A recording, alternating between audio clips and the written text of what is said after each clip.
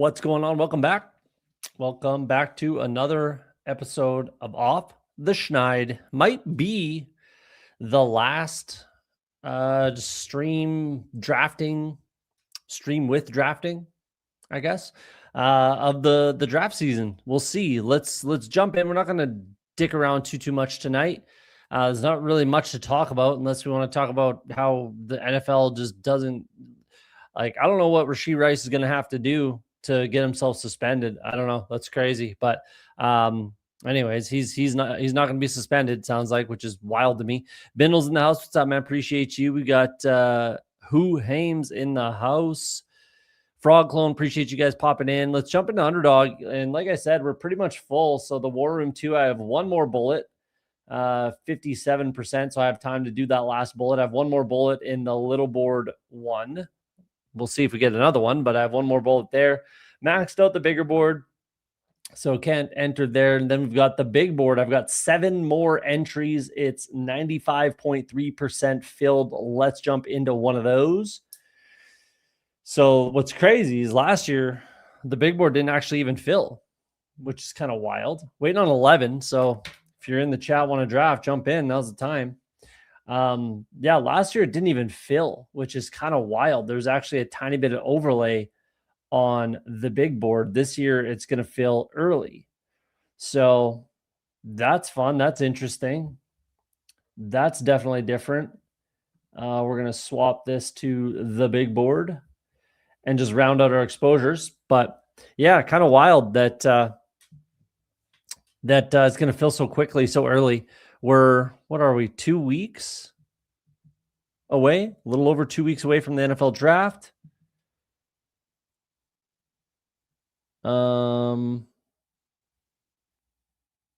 Yeah, a little over 2 weeks. So that's good. Can't wait for that. I've started working on my my mock draft. And if I'm being honest with you, I don't think there's a lot of talent in this draft. Like high-end talent. But I don't think, there's really not a lot of high-end talent, period, across any position. There's a lot of like starters, there's a lot of position or like quality depth pieces, role players, stuff like that. Maybe offensive line would be pretty good. Like decent. I don't think it's that great either. Like there's no I don't even know if there's going to be an offensive lineman picked in the top 10, which is kind of wild. It's pretty rare that happens. It's a really interesting draft class. Really, really, really interesting draft class. I'm not entirely sure what to make of it. And yeah, there's like 10 probably players that are like clear-cut high-end first-round picks, in my opinion. And then it's just a bunch of dudes from there. So I don't know. It's interesting. It's an interesting one. But we'll see where it all kind of shakes out. It's hard to find landing spots for certain guys. Again, especially the offensive line. So that's where I think teams might bend a little bit when we're talking about positional need and stuff like that in the high end players. I think if you get a chance to take a blue chip player, you're going to take a blue chip player. It doesn't really matter what the position is. Like there's a lot of needs that you can fill with those blue chips up at the top, but then it's just a bunch of dudes after that. So it's not even like best player available. Like I think teams will pick for need, especially outside the top 10. It'll just be, this is what we need. This is the best player available at that need. And that's who we're going to take. That's kind of how it feels to me. It's a weird draft class. It's a really weird draft class. There's a lot of dudes, a lot of just a guy kind of thing, but we'll see. We'll see how it shakes out. Stephen Hines in here. What's up, man? We're happy. We're healthy. New collector. How you doing, man? Appreciate you popping in. We are in a big board waiting on 4. If you want to jump in. I'm getting a feeling that O-line all going to go way earlier than projected. I don't know, man. I just don't think any of them are that good that you kind of have to have them. Like, I really, really don't. I think Maugua.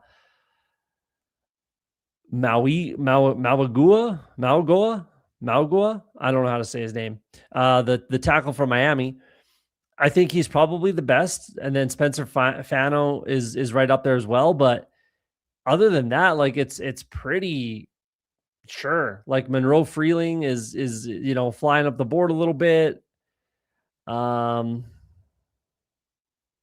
don't know, man. Caden Proctor, I get that. Like he's going to go in the first round somewhere. I don't know. It's an interesting one. It's a really, really interesting class to me. I'm not so sure that O-line is going to kind of fly off the board. I really have a hard time seeing it, but I could be wrong on that. Only one left for me waiting this one out. Fair enough.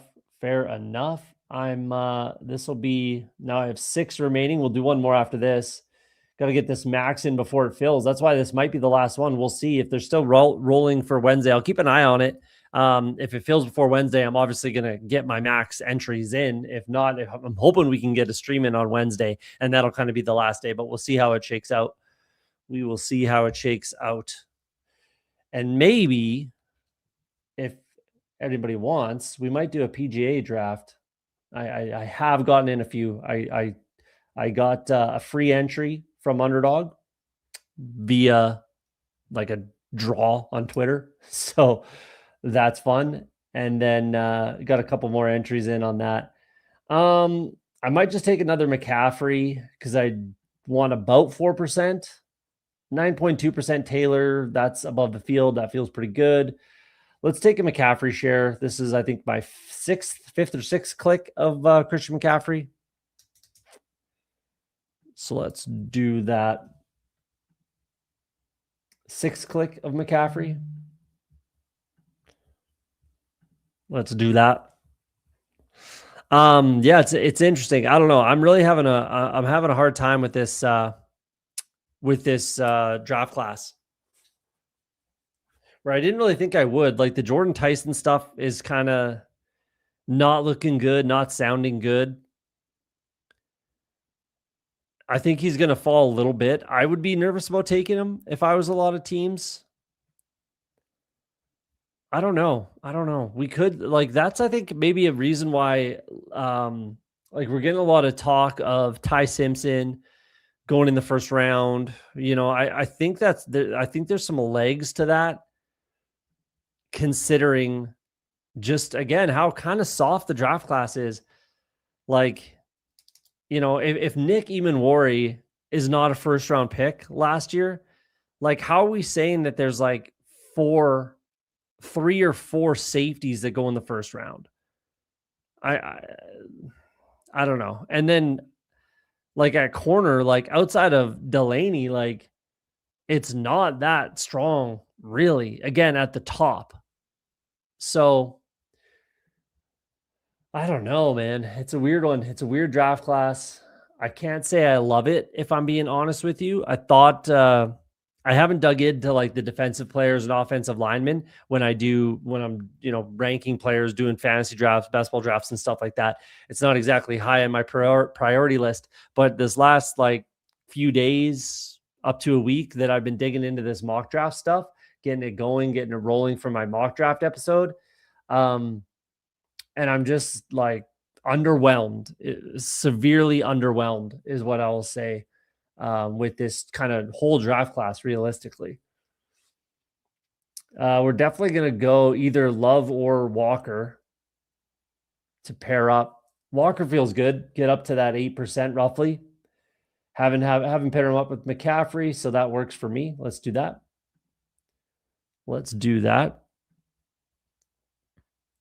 Am I still staying away from Rice? For the most part, like, again, it's wild. It's wild to me. Like, if he falls to me here at 30, I will take him. Sure. Actually, probably not with Kenny Walker. I don't think it makes a lot of sense, if I'm being honest, but maybe I would, maybe I wouldn't. I would click him now that I know he's not suspended, but I think it's fucking wild. It's just wild of the NFL. Like, what is this guy going to have to do to get suspended? I like you're kind of sending Rashee Rice a message of like you're untouchable. You can do whatever the hell you want, basically. You know, you have a license to do whatever you want. Get out of jail free card kind of thing. I don't know. It's wild to me. It's wild to me. Like I was thinking today, like Ricky Williams, once upon a time, Ricky Williams got suspended for an entire season, but came to play in the CFL for a year because he just couldn't stop smoking weed. And like, yeah, okay, it's against the rules. I get it. But like he gets suspended for an entire season because he can't stop smoking weed. And Rashee Rice just like literally puts lives in danger, like on the regular almost. And it's all G. Like I just don't get it. I just don't get it. We're gonna go with Chris Olave here. I'm a little light exposure wise. He's falling a tiny bit. I don't have him paired up with either player, so makes sense to me. Let's get some Chris Olave on this one. I like that. I like that. So I would take him now, but I don't know. I'm not really chasing him up the board. Like realistically, I'm not entirely convinced that he's as good as a lot of people like to think, and I just don't realistically like the Chiefs' offense as a whole. Like this doesn't really do it for me. I get the potentials there, and if he's playing all whatever, like it's a lot of ifs in that conversation for me. But I'm not chasing him up the board, but I can understand why people want to draft him, and I would draft him knowing that he's not going to be suspended, and basically he's going to have to, you know, probably sleep with Roger Goodell's wife, I guess, if in order to get suspended is pretty much like what he's going to have to do. It sounds like, so we'll see. Hartman's in the house. Appreciate you. I caught the end of Nice and Blunt with Hartman over there. That's always good content. So go check that one out if you want to watch it back. Omar or KC, almost seen for sure to go ahead of Tyson if the negative buzz is true. I think Omar is getting steamed up so much. That it might be Omar Cooper. We'll see. I could see Jordan Tyson fall into like the back end of the first, like in the 20s. And I think there's some legs for Omar Cooper, even though I don't necessarily agree with how much he's getting steamed up the board. Where there's smoke, there's fire. So I could see that. I could see that for sure. I could see that for sure. Roger might be up for that. You never know, man. Like Roger Goodell seems to have a thing or something for Rashee Rice. I don't know what it is. Like that, I don't know. Maybe slap Roger Goodell's mom or something, or if his mom's still alive. I don't know what he's gonna have to do. That's like I'm trying to think of things like what would Rashee Rice have to do to get suspended? You tell me. I don't know. I don't know. Genuinely, at this stage of the game, like what would this guy have to do to actually get suspended? It's kind of crazy.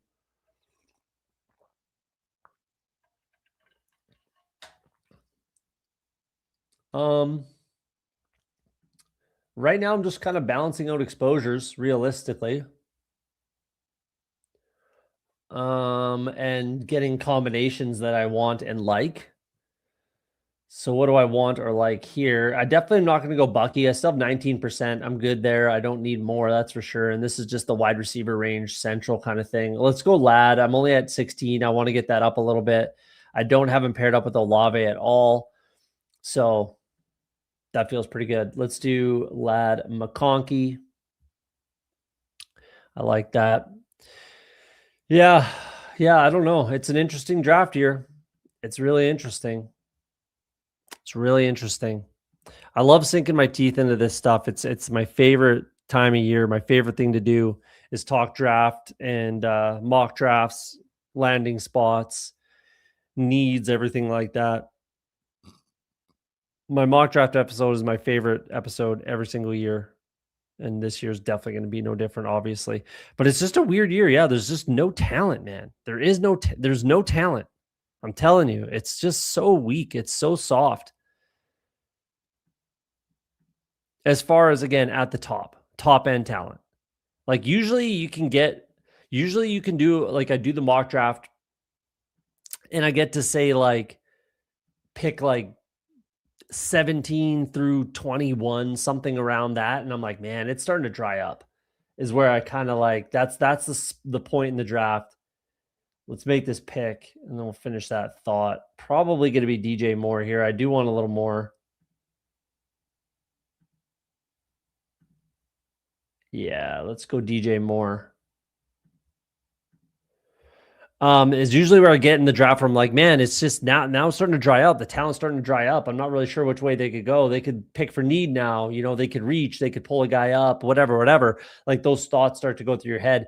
But this year it's just like, man, I'm there at like pick 12. And I'm like, fuck, I don't know. Like they could do anything here. It's pretty wide open is the way that's the best word I could use to describe this year's draft class. Is it's just like so wide open that anyone could go. If you're in the top, let's say you're a player in the top like 50, of like rankings, ADPs, whatever, like you could go in the first round. So Ty Simpson for sure like falls into that. Absolutely. Even my guy Jeremy Bernard, I doubt he does, but it's that kind of wild. Like even like what's his name? Avion Taylor or Tyrell, Avion Tyrell, like AJ Tyrell's brother. That's supposedly like a first round talent. I don't know, man. I don't know. I don't know about that. I don't know about that. I don't know about that. Jermod McCoy, like I suppose, but didn't play at all last year. Yeah, he had a good pro day, but like that's all he's doing. Like he didn't play football. That's all he's been doing is kind of practicing for his pro day, getting ready for his pro day, trying to run a fast 40. I don't know. It's interesting. It's interesting. It's not a lot of talent. Not a lot of talent at the top, I don't think. Do I want more RJ Harvey, pick 67? That feels all right. Jaden Daniels is still there. Wow. I might have to just go that direction, really. Don't have him with DJ Moore. Don't have him with Kenny Walker. That's kind of wild. It's going to be Jaden Daniels then. That's just too much of a slide to me. Like, give me Jaden Daniels over Caleb, over Hurts, over May for sure. I'll take him. I like that. My most drafted quarterback, Jaden Daniels. And that feels pretty good. The lack of talent at all positions is why I think teams might just push up offensive line. Although I agree there aren't a lot of top tier O-line talent. Yeah, I mean, when in doubt, take offensive line. I feel you there. Like I'm with you on that one for sure. But I just feel like there's a lot of positional need too. Even like there's a lot of guys that like Spencer Fano. Like he played right tackle, and they're talking about him being a center. Like, sure, I'm not against that. It's just like he can, you're not taking a center 10th overall, realistically. Can he play? Yeah, of course he can play, but I don't know. Like, he's probably not a right tackle. I would think Fano's going to be a guard and maybe center, sure. Like, if you want to go down that road, let's go Justin Herbert here. Just wrap up our quarterback room. Super strong. Pair him up with Ladd. I do have him with Daniels, probably once, looks like, but that's all right. Let's go Justin Herbert. Justin Ebert. Maybe we've just been spoiled the past few seasons. This is more what's coming out of college. No, I don't think that's the case at all. I think next year's class is going to be insane. Next year's draft class is going to be fucking wild. It's going to be super, super talented, I think. I could be wrong on that, but the wide receivers at the top, the quarterbacks at the top, the running backs at the top already, like it's going to be stacked next year. So no, I don't think so. And last year's draft class was quite strong too. Very good, very quality. I think this year it's just very weak everywhere. Honestly, literally everywhere. It's just super weak. Guys are incentivized to stay in school longer. NIL. There's no reason to come out. Teams are looking for experienced players a lot of times. So I don't know. I don't know why. Like it's just some years are off essentially, and this is a really. I feel like it's a really bad one. It's a really good year to be picking top 10 essentially, and then outside of that, like I think you're yeah, like who Ames could be right, man. Just when in doubt, take offensive line, and I agree with that take. I agree with that logic. Like that's what I would do. But I mean, if you need offensive line, there's some teams out there that it's like the Cowboys, like they're picking, what is it, 13, 12 or 13, right? The Cowboys pick 12. So right in this spot where I'm like, man, there's nothing here. Like there's not a lot here. You could go offensive line, but they don't really need offensive line. Their defense has been absolutely garbage the last, kind of couple years, and definitely last year. So they really need some defensive help, but there's no one there. There's really just no one there. So we're definitely going to get a Jalen Warren share here. Nice fall there. So I'll take that and scoop it up. Put it down and I'll pick it up. Let's do that. Makes a lot of sense. So yeah, that's right where it kind of falls apart for me, is right around pick 12 is where there's just not much for talent. And it's kind of just need. Like I don't think the Cowboys can go wide receiver. I don't think they should go offensive line. I think they should absolutely address the defense somewhere. And then it's like, who do they really want? Another injured corner like Bland, Ravel, right? Do they really want an injured cornerback with Jermod McCoy? I find that a little bit difficult to believe. I didn't look at the contract for, like, let's say Terrence Steele. So maybe they pick for the future, but you're not picking 12th overall to take a guy that's going to start in 2 years. You're not doing that. So it's got to be defense. I have a guy in mind, but I don't know. We'll see. I'm not going to name names yet. You'll have to tune into the mock draft episode. But yeah, it's an interesting one. It's fun, actually. It's a fun year, kind of, because it's so weird and wide open. But it's kind of difficult. It's difficult. It's a bit of a puzzle. I'll say that. It's definitely a bit of a puzzle this year. Bindle's in the house. What's up, man? Appreciate you. I'm just kind of talking about the draft a little bit, being so close. It's yeah, just not a lot of talent, man. I just don't see a lot of talent, is what I'm battling with in my head. Dowdle goes. I would kind of always be Pittman here, but we're gonna pull up Wandale. I think it makes more sense. I don't want Pittman and Warren. I don't necessarily want two Pittsburgh pieces. I don't think the offense is strong enough to just bet on that offense. So it could be Myers. Let's go Myers. That actually makes more sense. Let's just get a Myers share. Nice little value on them. Let's do that.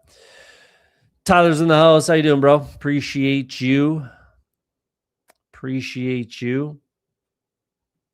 Yeah, and then there's just like a whole bunch of like incomplete or like role playing type of edges, and you're not exactly taking an interior defensive lineman unless they're a stud, which there's not much. Like Dylan Tinneman, is that going to be the Cowboys pick? I find that hard to believe. I just don't think that makes a lot of sense for them.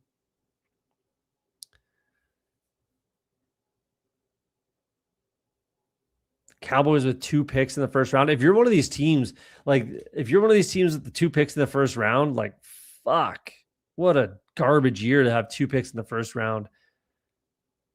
The worst year you could possibly fall into 2 first-round draft picks. You're just not happy with life if that's the case, if I'm being honest. And that the other thing about that is, like, I don't see fucking any trades happening. I have a hard time seeing much of anything being traded in the first round, unless someone wants to trade like their 2027 first, which I think anyone would snap up, but I just don't see that happening either. So I don't know, man. I don't know if anyone has any contrarian thoughts to that, but I'm just having a hard time with this draft class. This is a weird spot. I'm not going to double up the Chargers with Johnston. I could go Worthy. Let's do a Jalen Coker, I guess. I don't have enough. I only have 5%, 7 clicks. Let's do Jalen Coker. Sure, why not? Sure, why not? Any thoughts on the Oscar Dell profile? I liked him. I think I had him. Let's see what I had him ranked. Let's see what I had him ranked. I think he was like 5th or 6th, something like that. 7th. I think I might have to swap him with Jack Endries. There's just been nothing there with Jack Endries, even though I really like him. I have Delp ranked 7th. I have it Sadiq, Stowers, Roush, Trigg, Endries, Claire, Delp, Koziel. He definitely showed out in his pro day. He ran way faster than I thought he was going to run. I'll tell you that much. So that only helped him. He can definitely block.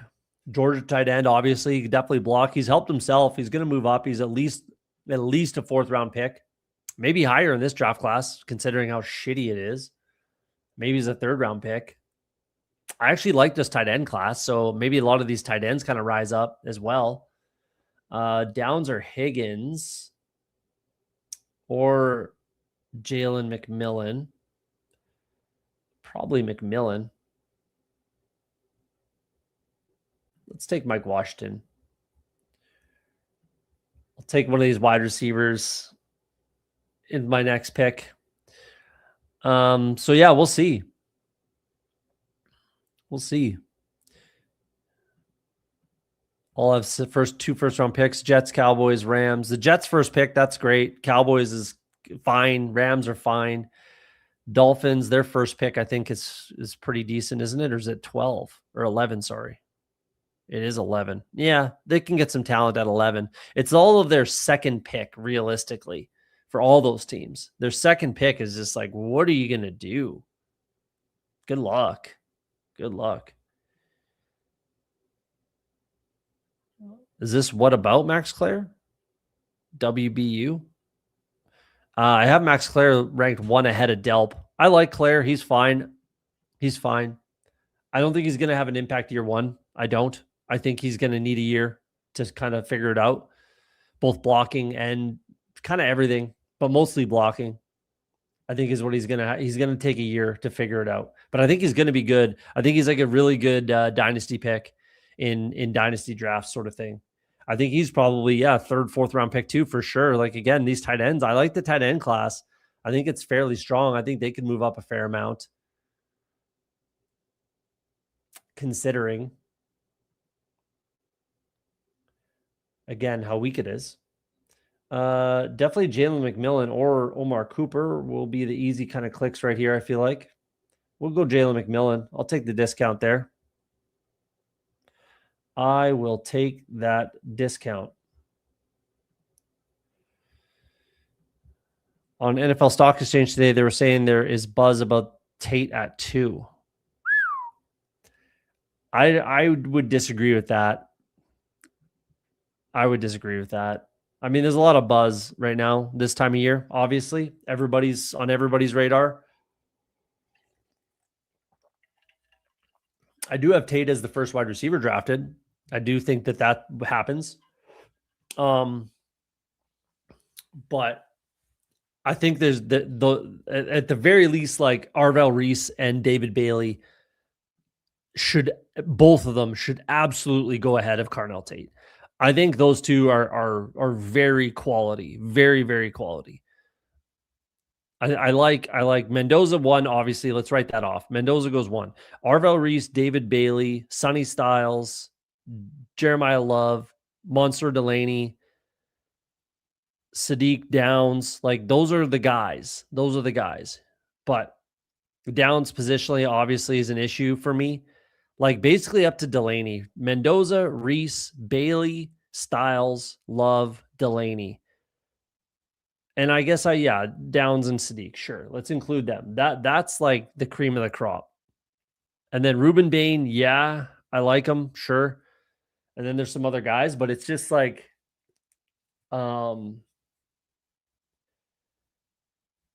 let's just do a Conquo here. Pair him up with I like pairing up our tight end with our quarterback, our rushing quarterback especially. So let's do that. Let's see what kind of falls to us. Those are kind of the blue chippers, and then Tate, like Tate and Bane are the next kind of tier for me. And then it's just basically like everybody else. So I don't know. I think that would be aggressive, extremely aggressive of the Jets. I think Adonai Mitchell's fine. Garrett Wilson, Adonai Mitchell. I think that's a fine start. You know, if you want to touch on it at 16 with a guy like Omar Cooper, maybe in the slot sort of thing, sure. You know, or touch on it later in the draft. I think you can definitely get away with that. I don't think that would be prudent of the Jets whatsoever. Tate is not a second overall talent, not even close, in my opinion, not even close. Even though like he's going to go higher than I think he should. I'll tell you that. In any other draft year, he's not going this high. That's for damn sure. That just tells you how weak the draft class is realistically. I love Tate, and I think that would be bad. It would be awful. That would be one of the worst selections I think the Jets could make. Period. That would be like I would pick Ty Simpson over Tate there. But I think that both are horrible, and Simpson would be terrible. I get all that, but like it would make more sense to take Ty Simpson than it would be to take Carnell Tate. I think they're probably trying to, I don't know, trade out. I don't know what they're doing with even saying that. Like that's wild. That's wild. What do we want to do? Do we take Diggs? Diggs is fun in the 14th round, I think. We're done at quarterback. We're going to do 3 tight ends for sure. I mean, Juwan Johnson does make some sense, but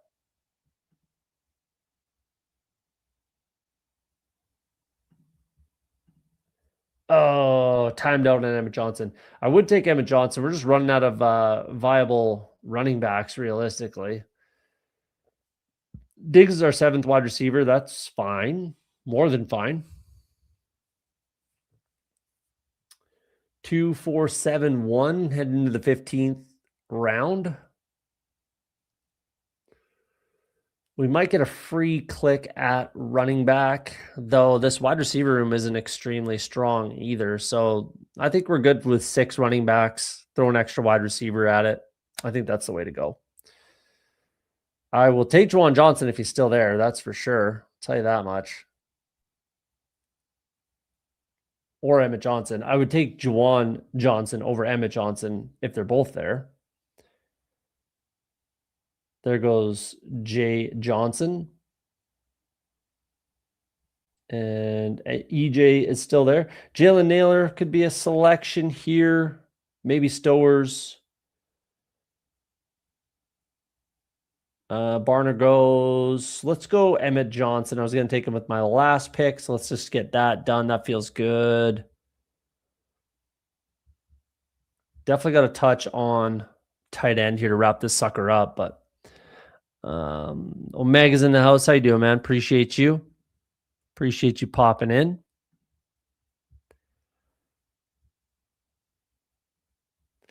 Yeah.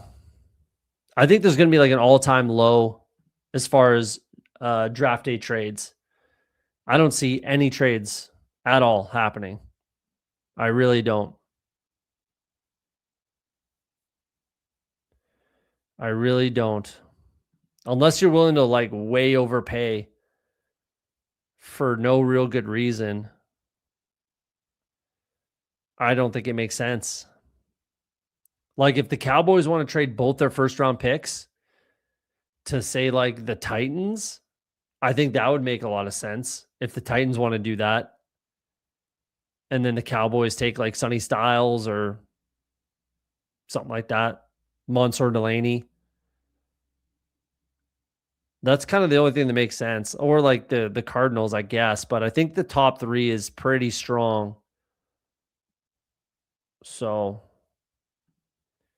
that's the only thing I could really see happening realistically is like Titans. They're not trading with the Giants, and it's like Cowboys. The Dolphins aren't doing that. The The Browns aren't doing that. The Dolphins aren't doing that. The Cowboys are the only team that are kind of pulling that off. Let's go with Eli Stowers.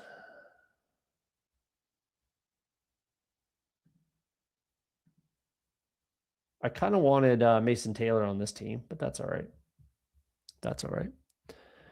Yeah, I think the Cowboys are the only team that can make that happen. And the only team that would realistically trade down sort of situation would be the Titans.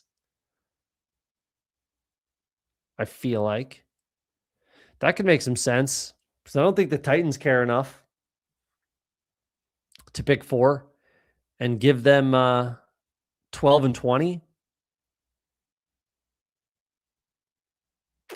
Maybe they kick back, 4th rounder or something like that. 4th and a 6th or something. The Titans kick the Cowboys back. Something like that could make some sense. Maybe I just talk myself into making that happen. We'll see. We will see if that's what we do. I do think that Braylon Allen's an okay click down here now. My exposure's gone down, and I think he's a fine click down here.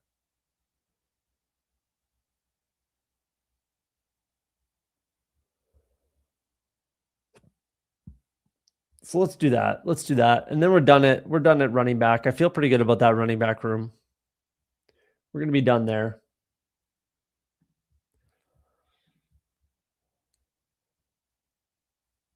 Yeah, I think everybody's trying to move down. I agree with that. I think the Titans and the Cowboys might be the only thing that makes sense. And it honestly might potentially make their pick at 4, more enticing considering how soft the draft is. So they might say yeah, you think this is a weak draft class, then you want to get up to 4, and get your guy kind of thing. And I don't think Cowboys are well, I mean, maybe they get a 3rd in 2027, something like that. I don't know. I might look into that. That actually could make a lot of sense. I could see KC moving up from 9 to 7 to secure Tate if he's still there. Again, is 7 going to want to trade down? The Commanders, if Jeremiah Love is there for the Commanders, they're not trading down. They might just dare the Saints to do it, though I don't think they would, obviously. But, and it's hard to say Tate's even there for them. So, I don't know.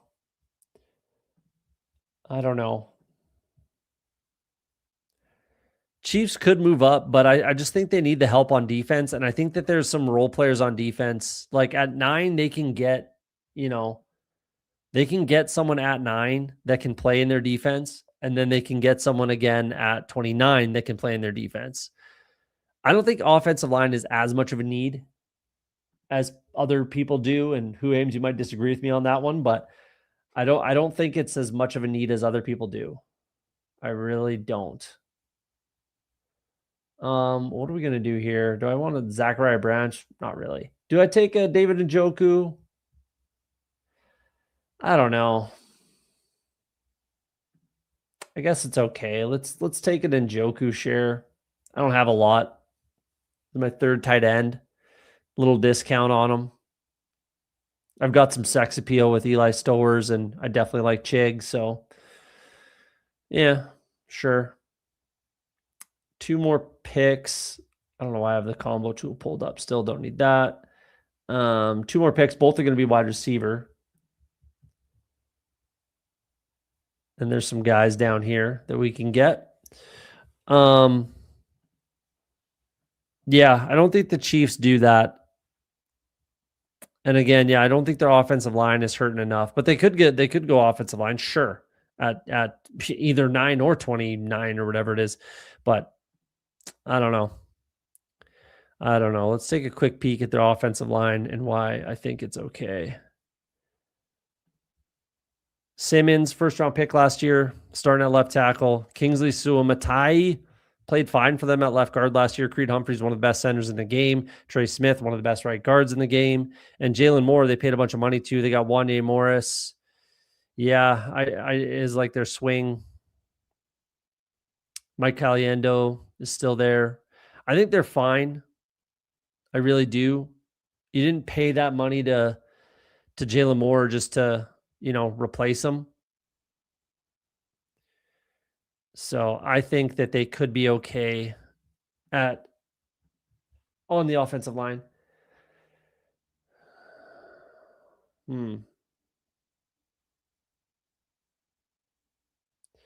Let's do Jahan Dotson. I like Jahan Dotson in Atlanta. I think that's a good fit. And then we'll just finish it out with a rookie. I don't have a rookie wide receiver. Wasn't able to get Jeremy Bernard, but that's okay. Who did I take where I should have taken Bernard? Braylon?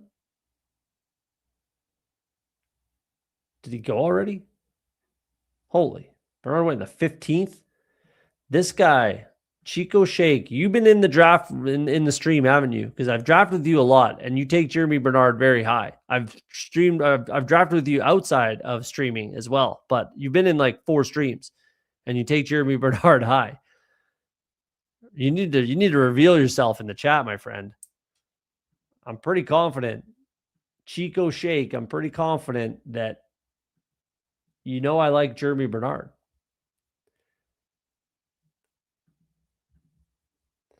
Let's catch up with the chat here. It fully depends on if Love is there for sure. Yeah, the Commanders will not pass on Jeremiah Love. They will not. They will sprint to the podium and draft Jeremiah Love 100%. I want Casey to see where they're at. We need a right tackle, but one of Tate, Bain, Downs falls to 9 in almost every scenario. I like staying there. Yeah, I would agree with that. And I don't think it's as much of a need. I really don't. I really don't. If they want to touch on it at 29, I suppose. I just think that there will be, like you said, one of those talented players available for them there. And that's the direction I think that they go. If they want to touch on it at 29, I guess, but I don't think that makes a lot of sense. I think that they need to help out that defense, considering everything that they lost. I think I'm going to take Ted Hurst here. He's just been my guy. I have him ranked higher than pretty much anybody else.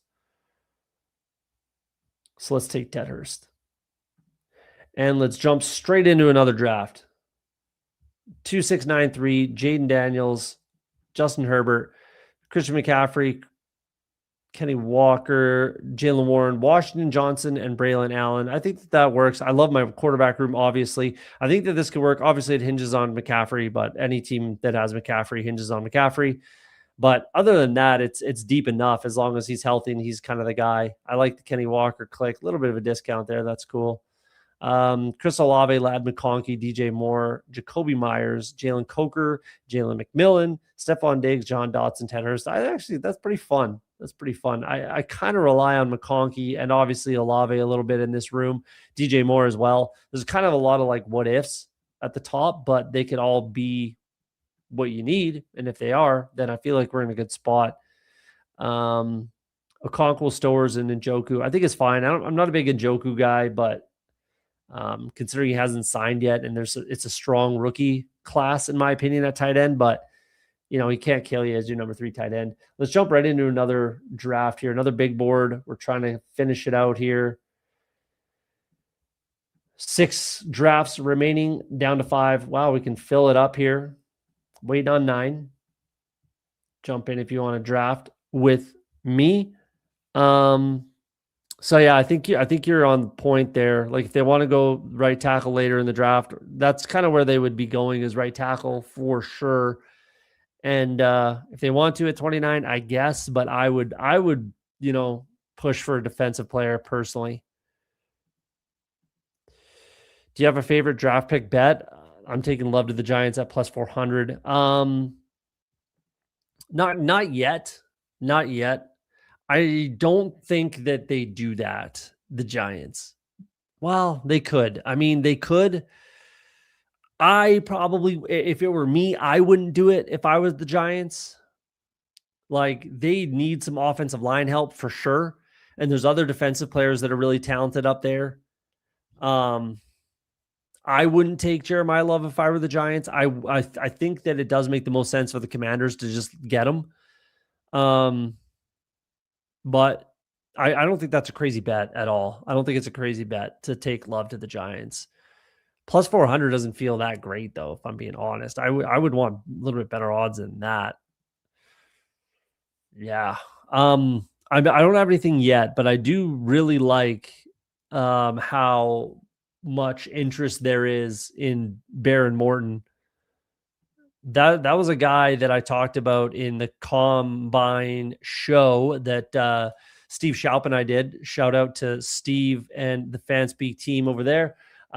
We did a Combine show where we talked about all things Combine and prospects and things like that. And Baron Morton was the guy that I thought, could be that Brock Purdy type. If, he gets a shot, if a guy gets injured and he gets a chance to play, I think Baron Morton could be a guy. He's a guy that I'll be looking to draft in Dynasty for sure, because he'll be a super easy late round pick. I mean, it depends on the landing spot, but he's been heavily there's been a lot of interest from the Jets to Baron Morton. A lot of teams have had interest in Baron Morton. Don't get me wrong, but the Jets have, quite a bit, including a top 30 pro day and combine visit. So the Jets would be great if Geno's the guy there and they draft, Baron Morton, let's say in like the 5th, 6th round, something like that, and he gets a chance.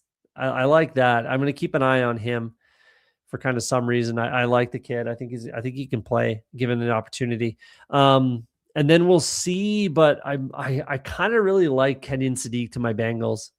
Not kind of, like I've said it a few times already. I really like Sadiq to my Bengals.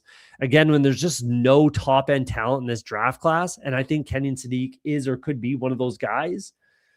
Like, I just think that makes the most sense. They have all of their offensive line returning for the first time in what seems like forever. They put a lot of money into the defense in free agency. So a weapon like Kenyon Sadiq, I think, could put that offense over the edge. Not that they exactly need it, but I just think that makes the most sense for the team. And again, when there's not much top end talent, and he's kind of like that last guy in the top 10, I feel like, and he's just sitting there looking at you. I think Kenyon Sadiq to the Bengals just makes too much sense. And then it's tough to find value in those types of picks. Mekhi Lemon to the Rams, I'm coming around to. I didn't like it when I first saw it. I thought he might go earlier than that, but now that I'm kind of working through it, like Mekhi Lemon to the Rams might be a thing. It's tough to get good odds on stuff like that because all of it's pretty long shotty. You know what I mean? But I don't hate the love bet. If they're all gone, I don't mind Freeling as a last ditch option at 9th overall or 29. At 9th overall, that would be aggressive, I think. And I think there'll be someone there, unless it's like Sadiq and that's it. And if Sadiq or bust, then yeah, sure, take some sort of offensive lineman that you like. Let's just do Jackson Smith and Jigba, get my exposure up a little bit. Let's do that. I don't know if I would like Monroe Freeling at 9th overall. I think that would be quite aggressive.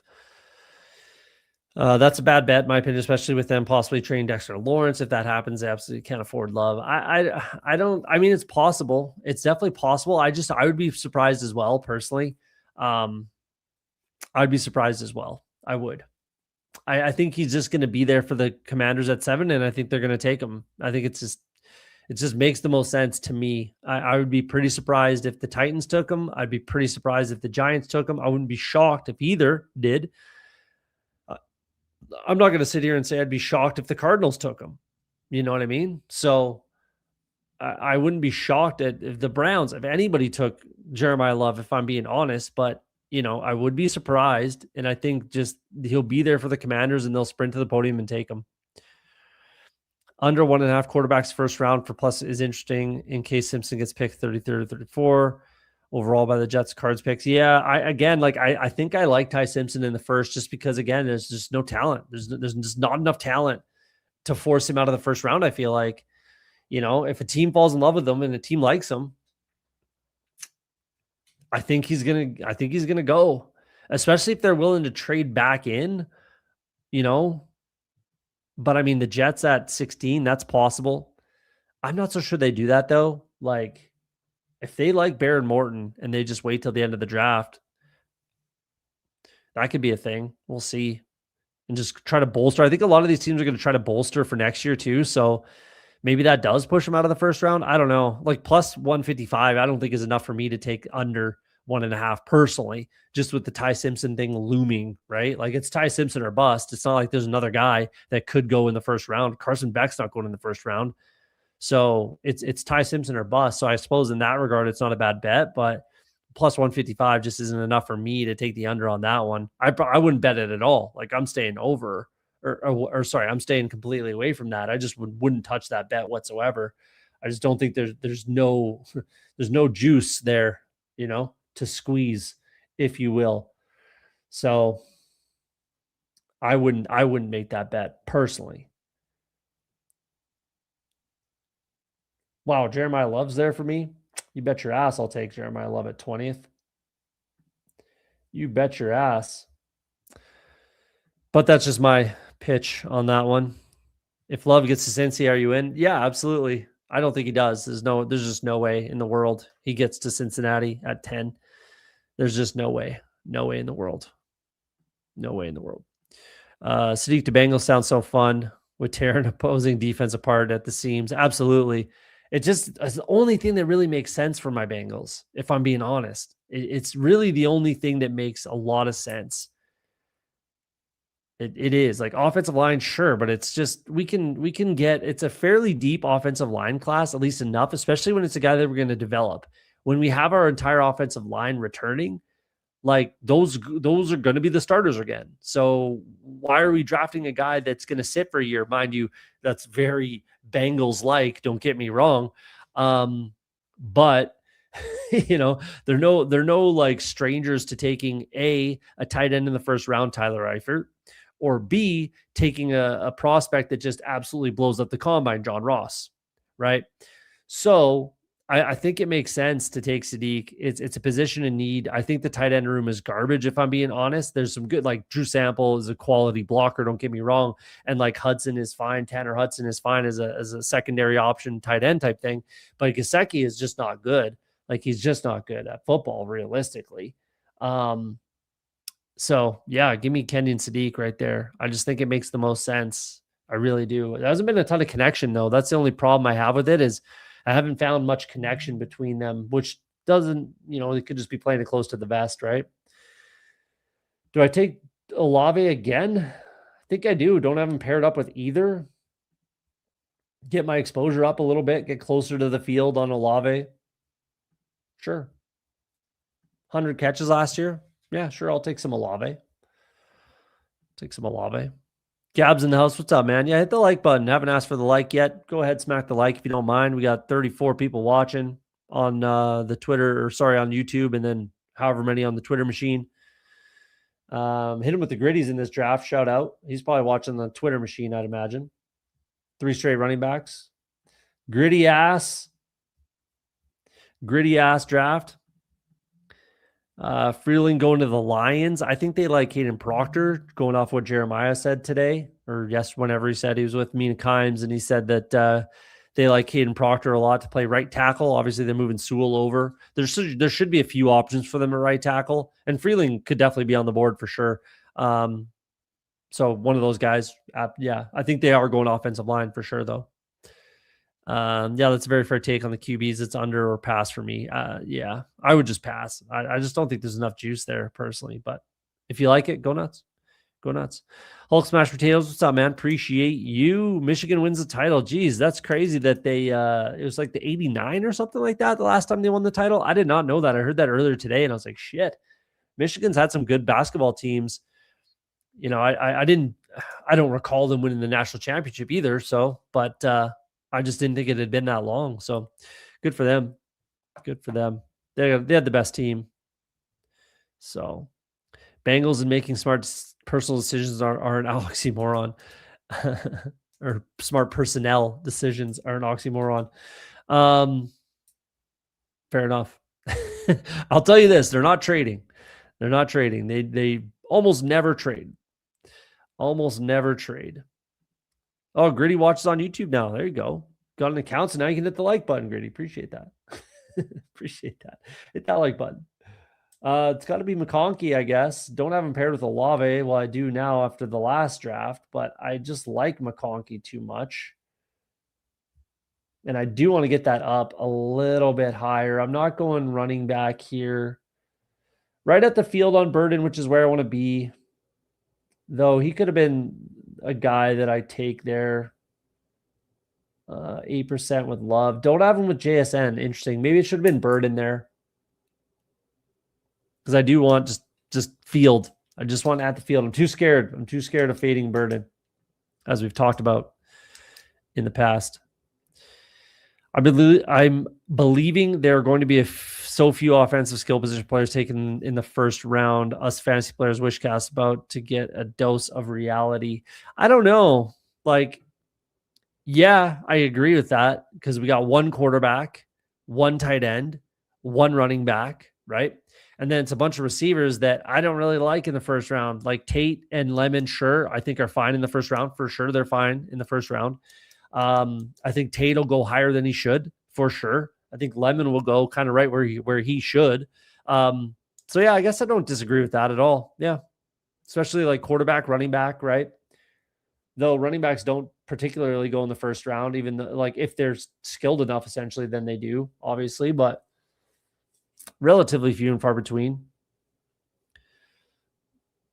So yeah, it's an interesting draft here, is what I've been saying. Don't burn me with your Chicago wide receiver takes. I forgot Gritty takes Lamar. Gritty takes quarterbacks. He just likes quarterbacks. With Henry. Gritty likes elite quarterback, which has always been the kind of thing for hit him with the Gritty. I would have taken Henderson there. Bayshall, I'm fine with where I'm at. Let's go Waddle. Don't have him with Olave. Don't have him with McConkey. Don't have him with Love. Let's go Waddle. A little bit of a discount there. I've got McConkey, so there's some division correlation there. What's my exposure on Waddle now? Would it say 14% or something like that? 14, okay. I'm fine with that. I'm still thinking that Tennessee with Saleh and Dable are going with Love, with dreams of being there a bunch of years. It has to be very tempting. I think old Bob Saleh will veto anything and everything. I think it comes down to kind of what Bob Saleh needs on defense. Essentially, I think it will play a big part in their the way they go. I don't think it'll be a wide receiver. I'll say that. That's for sure. I really, really don't think it'll be a wide receiver. I'd be surprised with that. I'd be surprised. I think it'll be defense with Saleh coming in.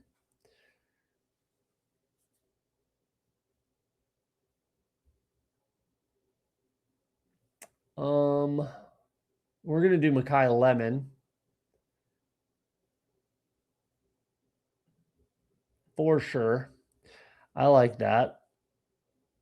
Potentially some division correlation if he goes to the Rams with JSN. A little bit of a zero kind of RB-ish type of team. Hero, if you will. We'll see how this kind of shakes out. Adam's in the house. What's up, man? Appreciate you coming in. Caught the end of the show with Hartman earlier. Good stuff. I don't see any wide receiver going in the top 10. I see one, and I don't think he should. Again, there's just not talent. So, there's just not enough talent to push them down, essentially.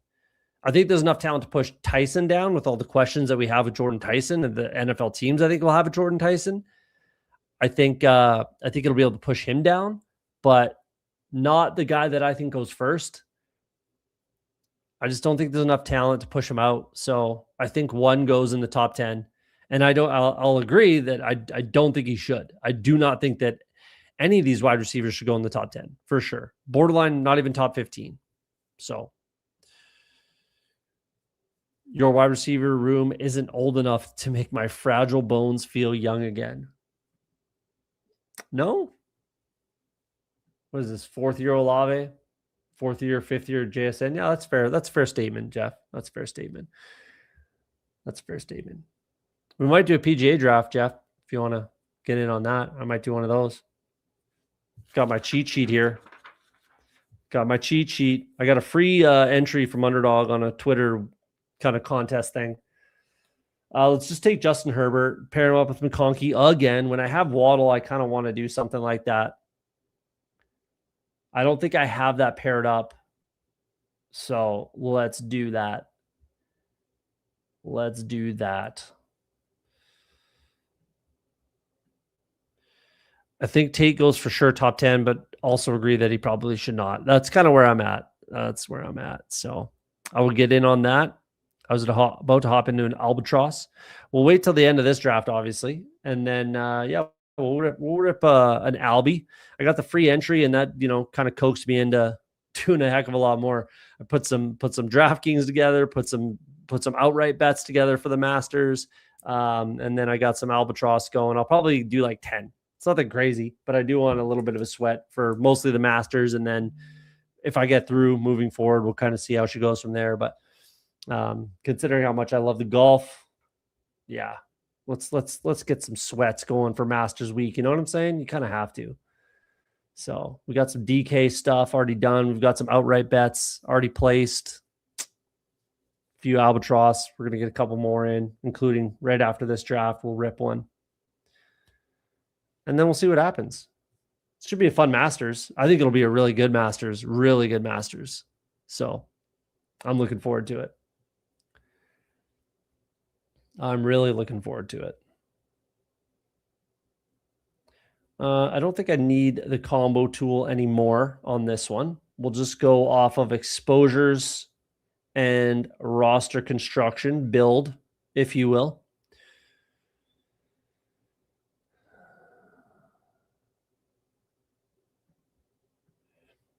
One quarterback, one running back, 3 edges, 1 linebacker, 2 cornerbacks. Who's your second corner? 2 offensive line. Who's your second corner and who's your offensive line? Are you calling Caleb Downs a corner? I don't know if I'd call him a corner, but I could see where you're coming from on that. I think it's got to be Dowdle here, unless we take our first Fannin share. I just don't think it makes sense. I don't think it's, well, sure. Let's take Fannin. This is my first click of Harold Fannin, and we have like 4 more bullets. So if you're ever going to do it, it's a full round discount. Let's take Harold Fannin. It's kind of fun. Definitely 0 RB up in here. Yeah, who's your second corner? Unless you're calling Downs a corner, which, okay, sure. And then what two offensive linemen are you saying are top 10 picks? I have a hard time finding a top 10 talent at offensive line personally. You don't have Delaney Mansour as a top 10 pick in this draft? I have him as no question the top corner in this draft class. Not even a remote close at all. I have Delaney Mansour as the number 1 corner. Not even a conversation. I won't even entertain it. But I guess if you don't agree with me, then okay. I think that's wild. I think that's wild talk. I guess we just go Bo Nix then. I don't really want to do this, but I have Waddle, and sure. Let's take Bo Nix. You're clearly fan out on fan in. Man, the pun is strong with you, my friend. I appreciate the pun there. Delaney, the clear number 1 at corner. Not even a conversation. I won't even entertain a conversation. Delaney is number 1 for sure. Not even close. Not even close. You could disagree, I guess. I just would very strongly disagree. Really shy on rookies for getting banned or getting burned last year for the most part. That's fair. That's fair. I'm only picking certain rookies, though I am getting a fair amount. Like, you know, I think Price is fine. I have a hard time clicking Coleman, though I have, 6% there. Mike Washington, I'm clicking. And Katron Allen and Singleton, I like both of those guys as potential just role players. I think they're going to have a role for sure. So I don't mind them.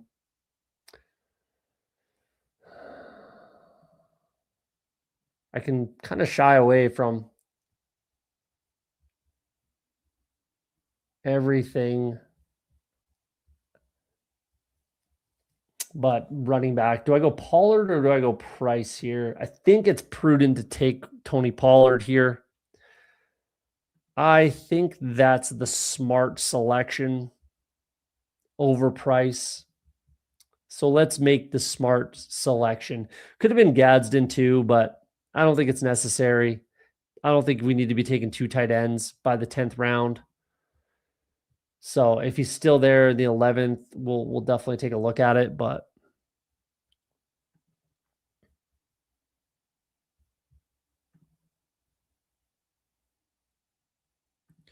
oh yeah, I meant Munster, not McCoy. So it's 2 anyway. Yeah, that's fair. I don't know if that Penn State guard is first round top 10 kind of guy. I think rookie wide receivers hit this year. RBs will be a bit of a needle in a haystack after Love and Price. Wouldn't go crazy on anyone. I mean, I have like 40% Katron Allen. I think he's going to have a role for sure. Going to have a role somewhere. I really do. There's still some spots where it's it's a handcuff. Don't get me wrong, but he goes in handcuff territory, so that's fine. I think Detroit's a good landing spot for him. Obviously, Seattle's just like the dream spot for whoever, whether it's Price or one of these other guys. Man, Chris Rodriguez would have been great for this team, and it's one of these two, like for sure. Let's just take the discount on Gadsden, I guess, and just buy into this versus Denver thing. Shuck makes a lot of sense with Olave. Do I need 2? Probably, or sorry, do I need 3 quarterbacks? Probably. But we'll see how that shakes out. Definitely behind at running back, but we'll see what we end up doing. That might make me stay at just 2 quarterbacks. We'll see what happens there. Bottom line, my case is made for no wide receivers in the 10th or in the top 10. That's fair. That's fair. I just think one will. I think that Tate will. I do. I have a hard time seeing yeah. I just have a hard time with it. Allen to the Commanders, if Love goes elsewhere, would be a problem to JCM. Yeah. I would definitely agree with that. I would definitely agree with that. I would definitely agree with that. Yeah. That makes some sense. That could happen. If Love doesn't make it to the Commanders, they could touch on him in the 3rd round for sure, Katron. And that would definitely be a problem for Krosky Merritt. Like Price would be that as well. Price, Katron Allen. That's all I could really see happening there. I mean, Mike Washington could be that guy too. Mike Washington, Katron, and Price, I think would be the only things that would really be an issue for. Yeah, I think Rachaad White would maintain his role with all of those guys, probably. Maybe not Price, but I think he would maintain his role. But Krosky Merritt, yeah, would have a hard time. Best interior since Quentin Nelson. He's rising fast and playing teams in the top 10 need offensive line. I'm not sure I'd go down that road. Nelson's probably a Hall of Famer. This will discuss best ball drafters. Joan Coleman is a great blocker and doesn't fumble. He'll probably be on the field logging inefficient touches a fair amount. I mean, yeah, I could see where you're coming from, but I just think that Katron Allen is better at everything than Jonah Coleman, especially and including and especially pass blocking. We're just going to bring in Darnold if he's going to fall to us at 140 with the JSN. Let's just do that. Make it easy. Make it easy. I might have to stop at 7 wide receivers or just 2 tight ends. Definitely done a quarterback, obviously. Falling behind at running back, so I'm going to need to touch on it here.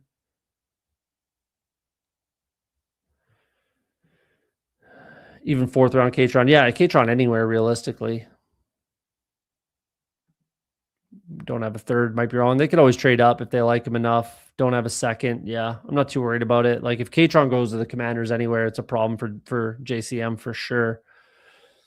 Love Jonah Coleman. He could be a big time sleeper in this draft. He just seems committee bound no matter where he lands. We'll need some fortune, get a nice role. I think that's pretty much all these rookies, except for potentially and probably even still Jadarian Price, if I'm being honest. Wow, Singleton just gets yanked way up the board. That's interesting. And Woody Marks. Wow, running backs are flying off the board, I guess. Get your guys, season. Get your guys. Let's do, I think Jonathan Brooks makes sense. I think he makes the most sense right here, right now, in this exact spot. So let's do that.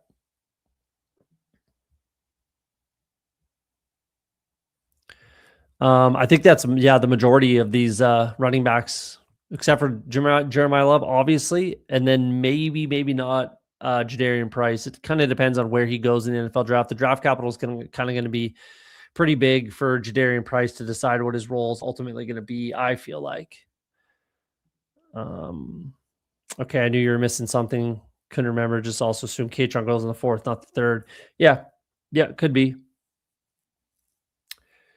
Could be the 4th. Again, with how weak the talent is, like if you just need a running back, especially a running back like that, I just think that's what the NFL is going to be moving towards in the next starting. Well, it has been kind of moving in that direction. It's just been a lot slower than I thought it was going to be. I thought it would happen more, a few years ago, and it's just been slow to adapt. Or those big body type of guys like Katron Allen, he's not going to run away from pretty much anybody, especially in the NFL, but he's going to be able to get you 4.5 a carry.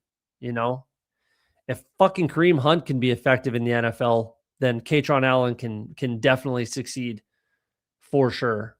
So Emmett Johnson, I like a lot too. I left him out. Geez, I have like 40%, 30%, something like that. 30% Emmett Johnson. I do like him a lot. Oh, this running back situation is not great.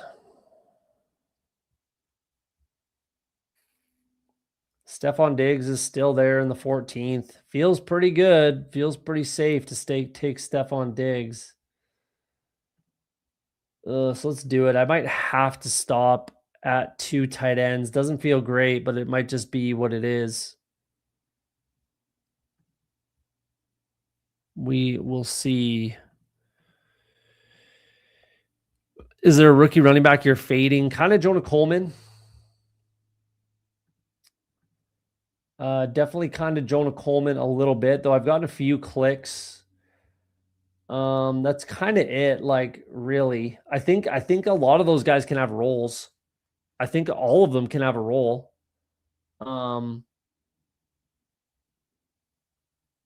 am I fading? Like Claiborne, I was, but I've started clicking because he can have a role. Adam Randall, like all these guys down here. Adam Randall, I'm fading. Seth McGowan, like all these kind of guys that go undrafted for the most part, I'm fading. Other than that, like I just think, again, the way the NFL is moving, more and more running backs are going to be able to have some sort of a role.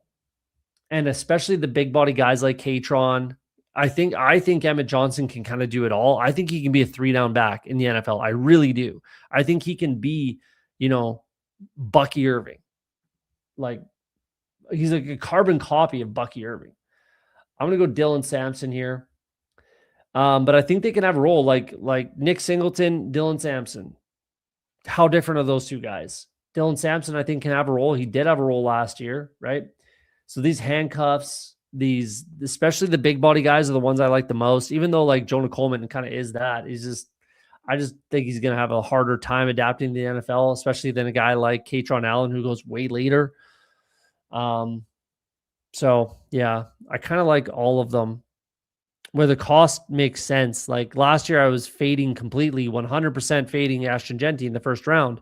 So there was a rookie running back I faded, and that worked out. So RB Hunger Rooms in these final days, many RBs getting pulled up. That's true too. That's also affecting our drafting. Is running backs have been pulled way up the board. So if I think a guy can have a role or not, like if I'm looking at some of these rookies, right? Like we talked about, Katron Allen, Singleton, sure. And then we're looking at, right there with guys like Trey Benson, Ollie Gordon, Halani, whatever, guys down here where it's like, I just don't think they can have a role. I'd rather take the mystery box, that could even be Braylon Allen, Katron Allen, Braylon Allen could be very, very similar types of roles. Like I'll take that mystery box over a guy that I just don't necessarily think can play in the NFL. Dog Pound's in here. What's up, Pat? Appreciate you coming in. Do I think my Bengals draft an RB in the first 4 rounds? Probably not. Probably not the first 4 rounds. If they do, it's in the 4th round. I think would be the earliest that my Bengals look at running back. 4th, 5th round sounds about right for a running back. I do think they touch on running back for sure, my Bengals. I haven't clicked Mike Washington after pick 160. He's a bit of a project as a player. Draft capital will be there. Production might not be. I mean, yeah, if I'm wrong, I'm wrong. It's kind of the way I'm looking at Mike Washington. I don't have a crazy amount, and a lot of it was when he was going a lot lower, so that felt way better, obviously. Let's make a pick here. Don't love this spot at all. Let's just pull up Jeremy Bernard or Braylon Allen. Let's do Braylon Allen. We need running back more than we need my guy Jeremy Bernard right this second. I really would love to throw 7 at this. I might have to do a 3-7-7-3, 3-7-8-2, 3-7-8-2. The oddball, maybe. I don't know. I'd like to get 7 in this RB room. Is kind of, I feel like I have to get 7 in this RB room.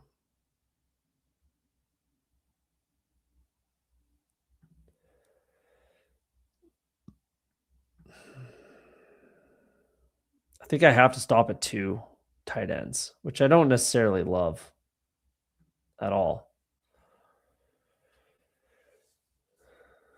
San Francisco is another running back room that, if touched on in the NFL draft, would be a good landing spot for a lot of guys. But I am drafting Jordan James. I am going to take Jeremy Bernard, still my guy. That would make me feel reasonable at stopping at 7. Let's just see where it goes from there. But I would really like to click running back 2 more times in this draft. We'll see.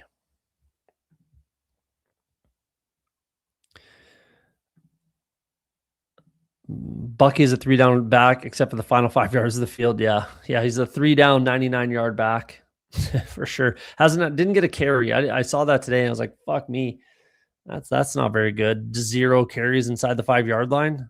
That's kind of wild. That's kind of wild. He's Bucky with a better receiving profile and better lateral movement. So yeah, I like Emmett. I do like Emmett Johnson. I'm not worried about his combine. I'm really not. I'm fine with what he's done. I think there's a lot of wide receiver value late. Most of my drafts, I'm clicking for wide receivers in the last 5 or 6 rounds. I agree with that. That's what I've been preaching all draft season. So definitely agree with that. People still scooping some Najee. I mean, I have 20+% Najee, 25% Najee Harris. The Raiders are another spot for running back, right? That's pretty lucrative as far as a backup handcuff type role. Could have some standalone value with Clint Kubiak, who likes to roll running backs. We saw that last year, obviously. So can Najee see? I don't think seeing's the issue anymore. Are the Raiders signing Najee to be the running back or the mascot? Jeez. He isn't moving fast, doesn't need to see too far. There you go. Emmett's Pro Day 40 got passed over and he got killed for the Combine one. What did he run another 40?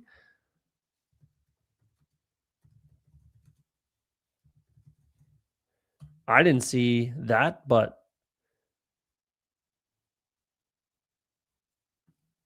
4.4 range. In the 4.4 range, hey? I don't know. On a hand time. I don't know. I mean, it sounds better. Like, I'm going to take Najee here. I'll tell you that. It just makes sense right here to take a guy like Najee when I want two more. He's kind of the top of the list. You kind of have to. And then I guess I feel like wide receivers more important to this than another tight end, especially like Stowers. Maybe I should have taken there. How is he still on the board, Eli Stowers? That's crazy. I guess I will take him if he's still there.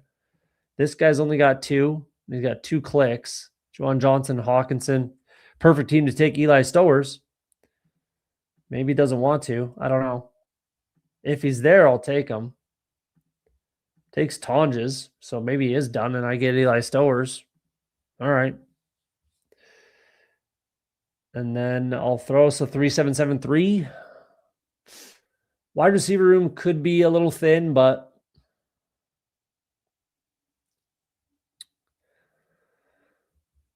I might just have to believe in it. If Stowers is there, I kind of feel like I have to take him. Pro Day 40 is always sus. Yeah, I mean, to me, that sounds exactly like his Combine 40. In the mid 4.4s at his Pro Day, hand timed. Interesting. Especially when I'm pretty sure the Cornhuskers play outdoors. So he told me he ran faster on grass than he did on turf and in Lucas Oil. I don't know, man. I find that pretty hard to believe. But what do I know? What do I know?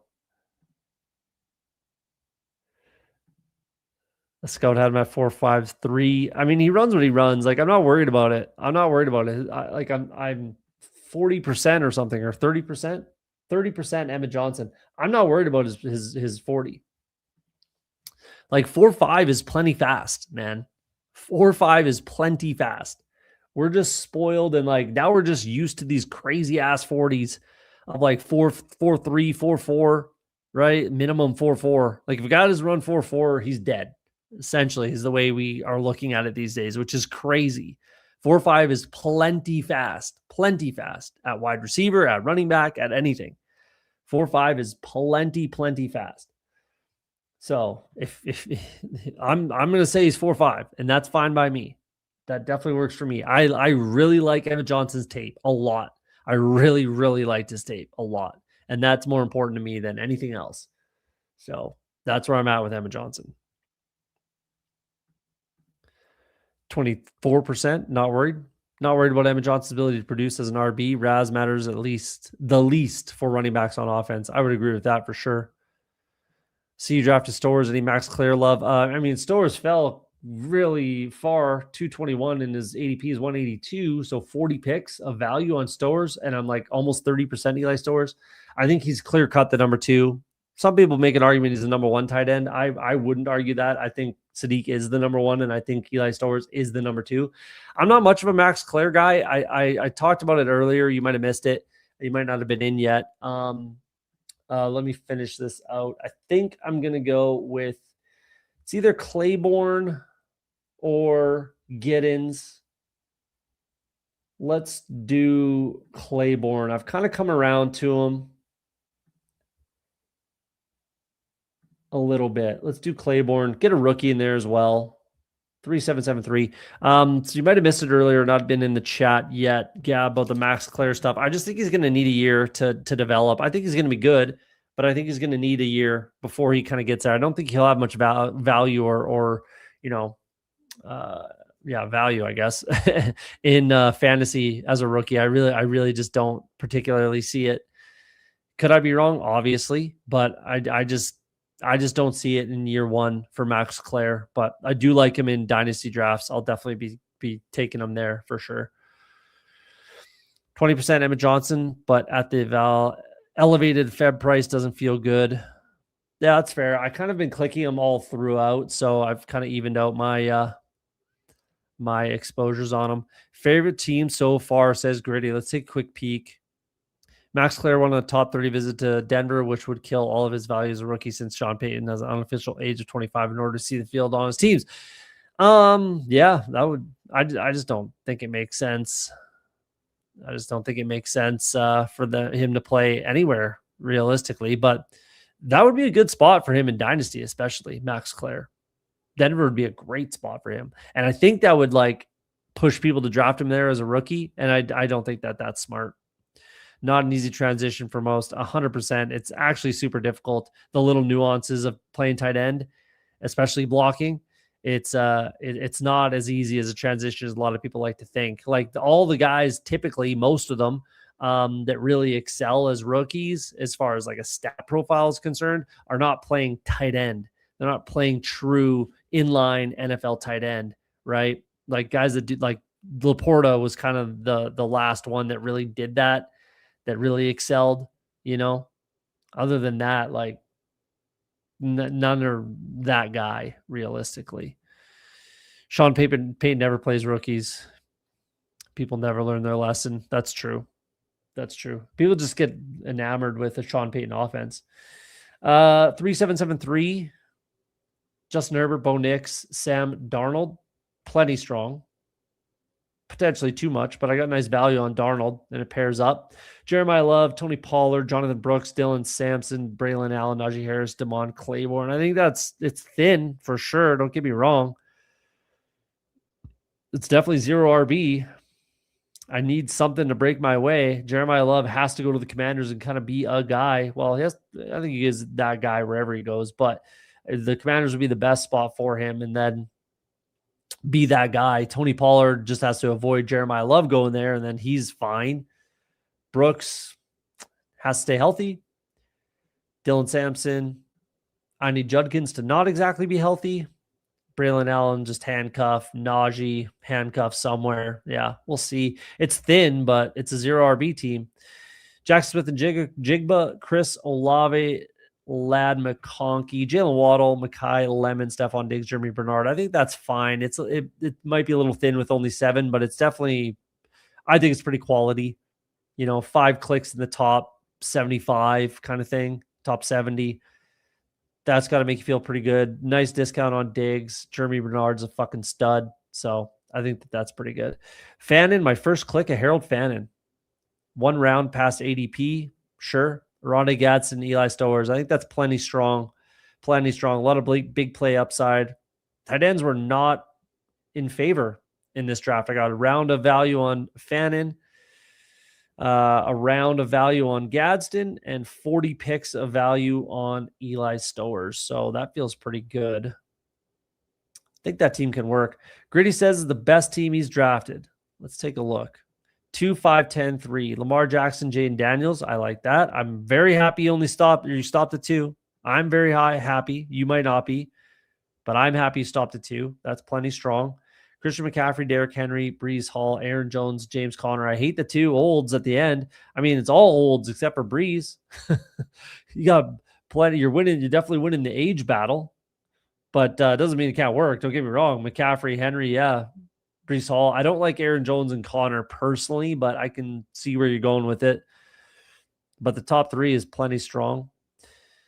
Marvin Harrison, Jordan Addison, Michael Pittman, Golden, Ayuk, Judy, Mitchell, Hollywood Brown, Bateman, Jahan Dotson. I like Harrison. I like Pittman. I like Mitchell. I don't despise Judy, so okay. I like Dotson. I don't like Bateman, but he pairs, and I get that. I don't like Hollywood Brown at all. Like, look at what Dotson did in this offense last year. I don't think Hollywood Brown has any room to succeed realistically. Brandon Ayuk, I just am not touching. Golden, I don't know. Huge, just outright bust potential right there. Addison, I get it. I'm just kind of leery of Kyler Murray. I really don't particularly like Kyler Murray as a quarterback. So that is an interesting one. Pitts, Ferguson, Freiermuth. I don't mind that.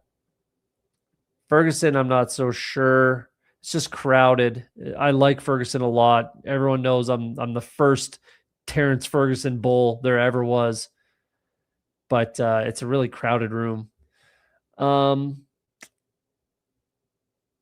It wouldn't be my favorite team if I drafted it. I'll say that, but it's not my team. So I don't hate the structure.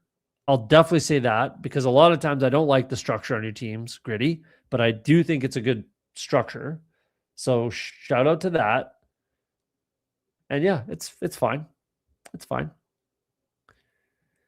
I don't know. Pat Bryant was getting love. Then he got concussed 2 times. Kamara rookie season was special. Rock Hardcastle thinks his team is better.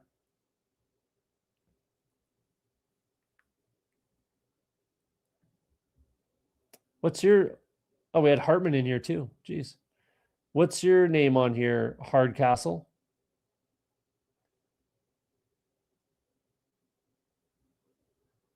Rocco Jamaica. I had a feeling. 3782. Tyler Shuck, Bryce Young, and Aaron Rodgers. That's going to be tough, man. That's going to be tough. I think, but that's thin. That's real thin and scary to me. Saquon Barkley, Bucky Irving, Bashal Tootin, Krosky Merritt, Tracy, James Blue. I think this is fine. I like it. I'm not a fan of Krosky Merritt whatsoever, but got a little discount on him, and I can understand it. I have a few clicks of him, literally like 3, so I can understand that. I don't mind the room as a whole. CeeDee Lamb, Tet McMillan, DK Metcalf, Myers, Johnson, Coker, Kirk, Debo. That's fine for me. Yeah, that's fine. I'm not a big DK guy either, but I can understand it. Jalen Warren, Colby Parkinson. Again, just pretty packed room. Makes me a little nervous. Tyler Warren, I would want a little bit better tight end. It really is going to come down to your quarterback room for sure. That's no question. It's going to come down to the QB room for you. Sniped you on Freiermuth. I could see that. No Claypool. That's another shout out, Gritty. No Claypool. Did they release your family? Did he release your family yet? Chase Claypool, please let Gritty's family go, man. You don't need it. You don't need it, man. Sean Payton would love Gritty's RP room. We're going to jump into a PGA Albatross. I promised earlier.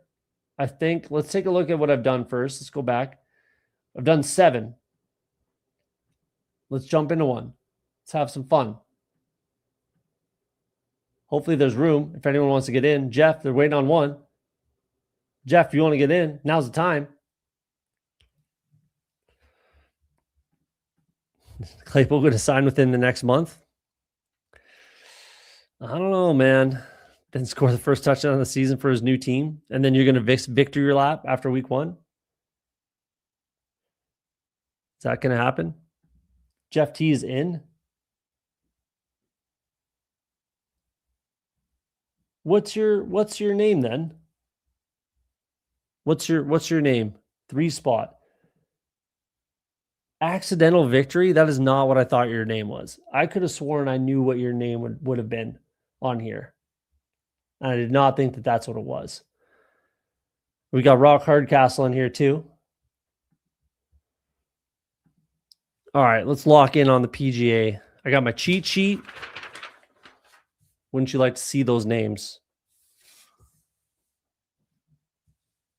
This is going to be good. This is going to be the winner. Then we're going to come back and watch this. I like being at the 5 spot. I'll tell you that much. That's a great spot. That's a great spot to be picking.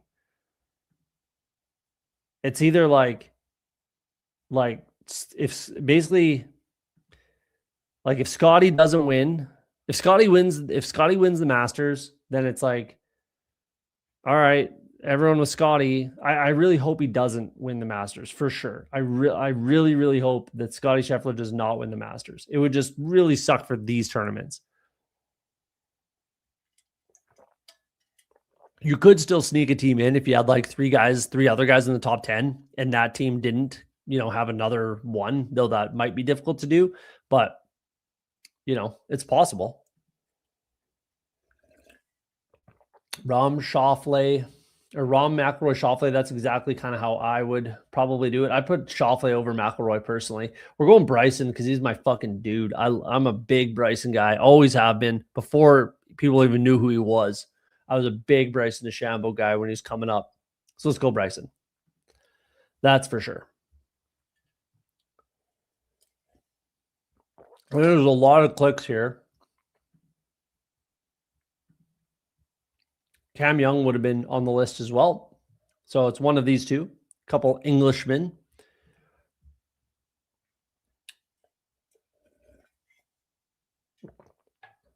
Matsuyama gets pulled up.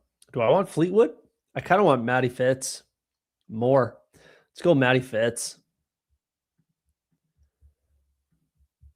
Dude's a stud.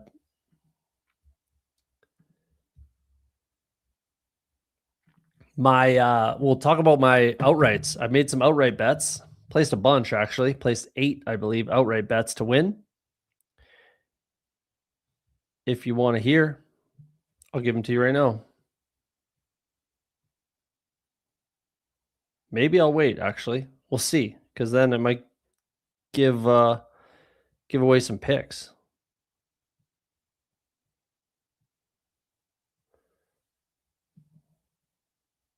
Let's see. We'll announce guys as they get picked. So I have Xander Schauffele to win, 16.5 to 1. He's my guy. I have Matt Fitzpatrick to win at 22 to 1. And then I'm not saying the rest of them yet. I've been low on Ludwig. Wanted to get more. Happy to get him after ADP. Yeah, that's fair. He just like lacks the killer instinct, man. Like Ludwig is a good player, but I'd be way happier to get Bobby Mack, dude. That's wild value there. Damn. I picked Bobby Mack to win. We're gonna go. I might go Goddard because I don't think I've picked him yet. I don't think I have any Goddard shares yet. Let's go Chris Goddard. Yeah, that makes the most sense. I have Bobby Mack at 31 to 1 to win. I have Akshay Bhatia at 61 to 1 to win. I'm on the clock. I think it's got to be Justin Rose then, right? Yeah. I don't think I've clicked him yet either. A couple Americans and a couple Englishmen. I have an unconscionable amount of Jacob Bridgman, which I'm not really sure about, but I believe he's leading the FedEx right now, so we could do that. And then there's 4 more bets I have. I'm going with Patrick Reed. That's not a bad bet, man. He crushes around Augusta. Short game is unreal. Yeah, that's not a bad bet. I'm a casual. What happened to Spieth? He just kind of fell off. He had like a couple of injuries. I think he got a bit of the putting yips a little bit. I think he got some driver yips. Like he just kind of fell off a little bit. He's still a quality player. He's just not like the best in the world kind of guy, or even like a top 5 best in the world type of golfer that he once was. But he still had a phenomenal career so far, and he's got some golf ahead of him. He just kind of, golf is hard, man. Golf's a hard game to stay on top, which is why Tiger doing what he did is like so impressive. Though, like, there wasn't many golfers around him. Like, golf is in a different stratosphere now than it was when even Tiger Woods was just killing everything. So it's it's a different game almost, realistically. Who else did I bet? I am going to take my guy, one of my favorite golfers, Mav McNeely. I bet on him to win as well at 86 to 1. Love me some Mav McNeely. One of my favorite golfers.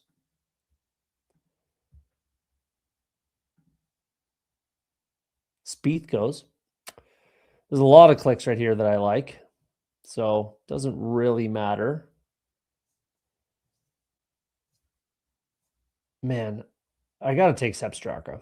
I was hoping you'd take him so I could take Hatton and then have like this whole American and English thing going on here. But Sepp Straka falling. I don't necessarily like him for the Masters, but definitely for the Open, the US Open, even the PGA. But definitely the Open and the US Open is where I like Sepp Straka. I also bet Corey Connors, who's going to go, and I'm not going to get him at 76 to 1.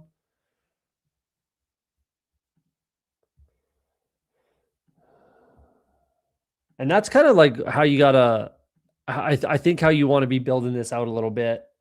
Like you definitely want your Masters bets, but you also want some guys that can win, down the road. Like Goddard is not a Masters bet. Sepp Straka is not a Masters bet. Those are US Open and Open guys, realistically. Bryson's everything, obviously. Matt Fitzpatrick is kind of everything, but definitely the Masters, probably a tournament like the Open. I think he would fare pretty well. Not necessarily the US Open, though. I think he could be fine. If a guy like Wyndham can win the US Open, then I think Matt Fitzpatrick can too. Justin Rose can kind of win anywhere as well, but again, he's not necessarily a US Open type guy. But Masters bet, I think, is fine. Wow, Hatton falls. That's great. Geez, Jeff's been getting some value. Gets Hatton, gets Bobby Mack, Ludwig even. Geez, getting some value down there. That feels nice. I'm going to go with another guy that I bet, and that's Cam Smith. He's just getting habitually disrespected, I feel like. I know he's kind of fallen on hard-ish times, I suppose, but man, he's qualified for everything. He's still a very, very good, short game guy. His driver is either going to kill him or, be good enough to win, essentially. So let's go Cam Smith. I bet him 101 to 1, who's done very well around Augusta. So give me Cam Smith. I just think that 44 ADP is lunacy for Cam Smith for me. So I'm taking a lot of him.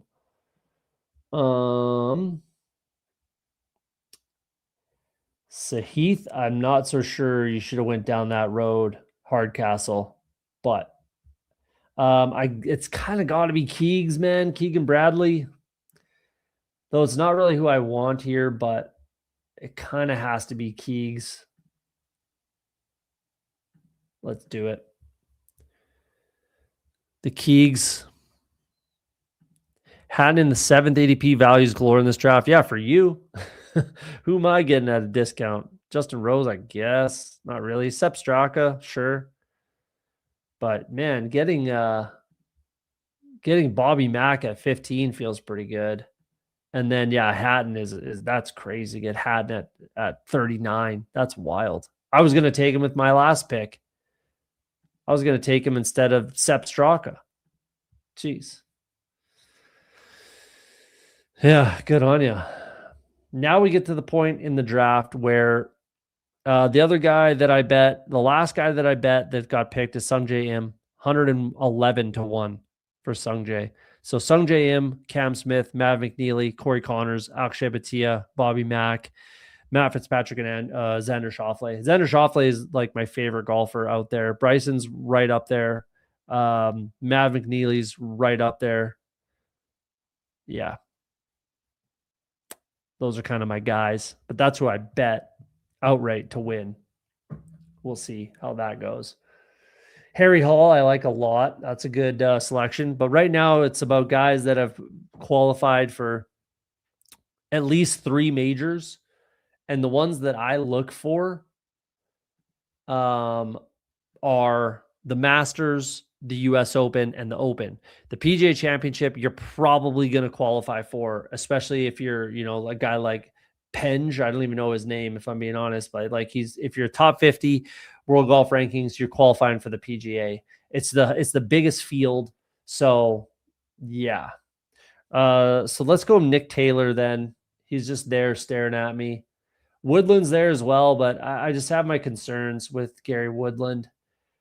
Let's go Nick Taylor. He's qualified for, again, everything but the PGA, and I'm very confident he will be there.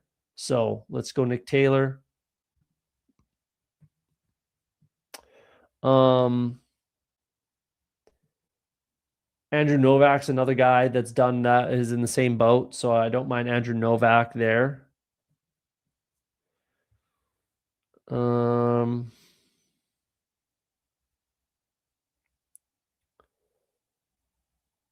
a couple guys. Man, I guess I just take Gary Woodland then. Let's take him.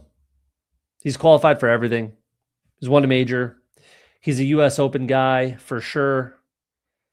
Has a win a little bit ago. Couple the Valspar, I believe, right? Let's go Woodland then if I'm going to get a nice discount on him. Let's just take him. He's qualified for everything, so you can't get that anywhere else down here in the draft. So let's go Gary Woodland. Then we have 2 more picks.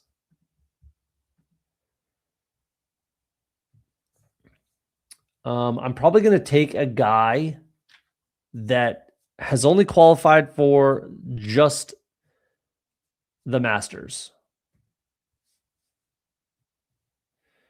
but I'm going to take him, and I hope it works out for me. Because I have him in my major, my bigger money single entry type of DraftKings entries for the Masters. So I think he plays well. So wish me luck on this next pick. Woodland, also one of the longest guys on tour. Definitely long. That's why he's like a U.S. Open guy for sure. He's an Open Championship type of guy most times, though accuracy and just conditions are always a thing in the Open. But yeah, he's won a U.S. Open, though that was at Pebble, which is like one of the shortest U.S. Opens of all time. But he did win a U.S. Open, so shout out Gary Wood. But just down there, like there's no one else that's qualified for all 4 already. So yeah, if I'm going to get that guy in the, what is it, 10th round, I'll take him.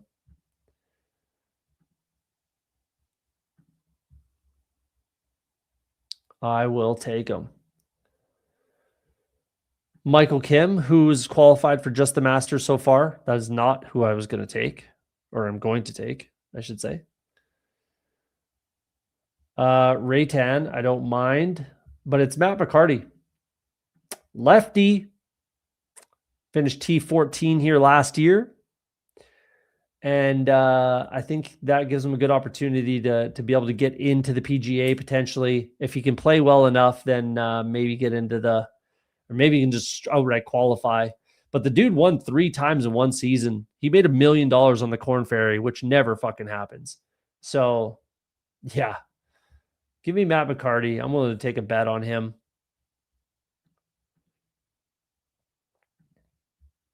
And then who do we take here? A couple guys I don't mind down here. Couple guys.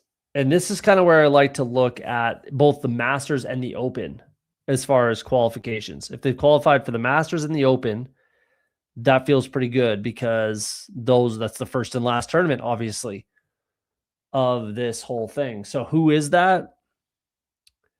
You've got a few.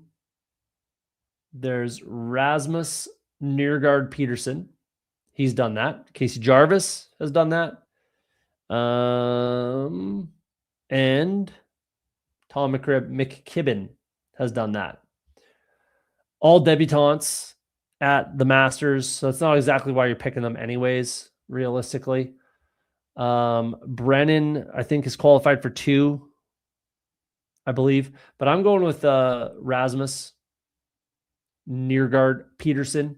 I don't think Tom McKibben is a great click. I think Casey Jarvis, you could click down here. And then the hope is that they get into the PGA as well. So if they play well enough at the Masters, hopefully they can get into the PGA. If not, you've already qualified for the first tournament in the Albatross, which is the Masters, and the last, which is the Open. So that's kind of the way I look at this at the end of the draft. You know, you can get a couple guys. Carlos Ortiz is down here. I don't mind him. Masters and the U.S. Open.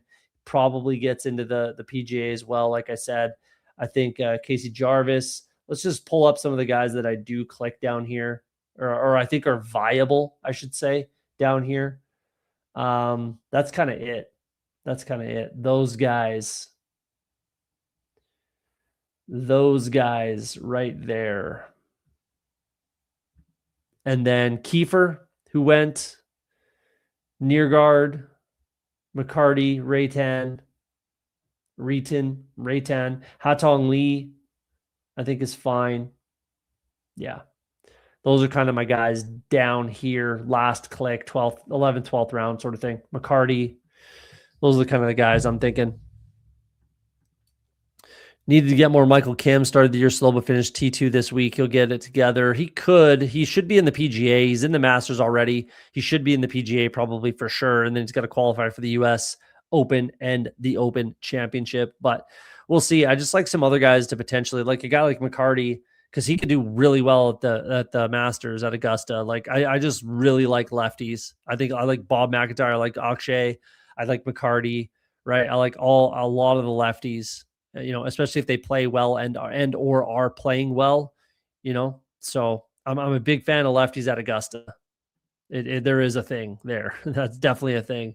Evan Breeze gets into the PGA Championship. Exactly. So that's why I look for Masters, US Open, and the Open Championship. If not, you know, hope all three, if not two of those, and then the PGA they're probably going to get into, right? So it's I don't even really look at the PGA. Like if they've you know, like Rasmus has already qualified. Rasmus Højgaard has already qualified for the Masters, the PGA, and the Open.